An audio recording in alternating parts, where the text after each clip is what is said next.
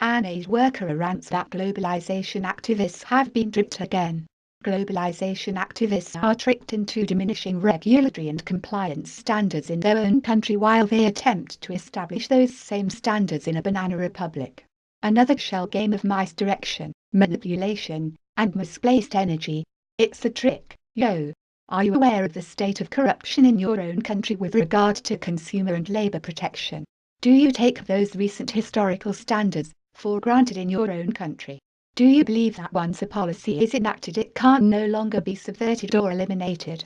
Do you believe that citizen protection-related legislation in your own country is not under direct attack via corruption, political appointments, underfunding manipulations, and similar strategies? You probably believe in a legislative and economic myth. Here is a quick reminder. The Reagan-Bush deregulation era permitted the corporations to eliminate good governance, pass on the costs of R&D to the taxpayer, and increase their subsidies in various guises. For example, the pharmaceutical industry was required to prove that their drugs were not harmful prior to submitting to the FDA for review. The burden of proof was for the private sector to demonstrate through medically acceptable research practices.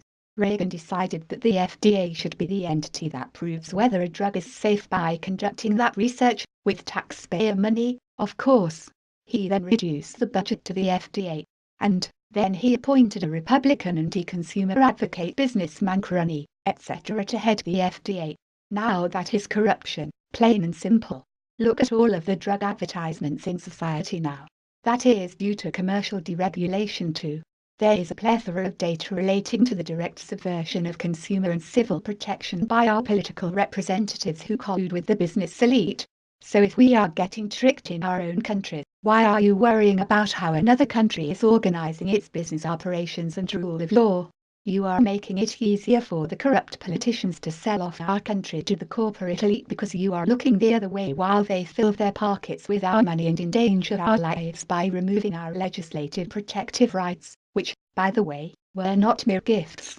People fought, died, and were jailed getting such laws enacted for our benefit.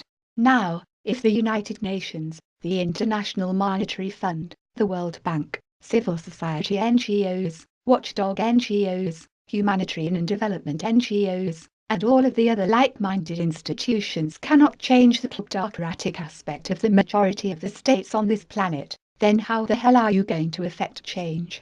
Like I said, you cannot even protect your own rights and freedoms in your country where it is ideologically and socio-economically functioning. You are not helping anyone but your ideological opponents while sacrificing the rest of us free riders while you ignore the corruption and threat right in front of you. You've been punked.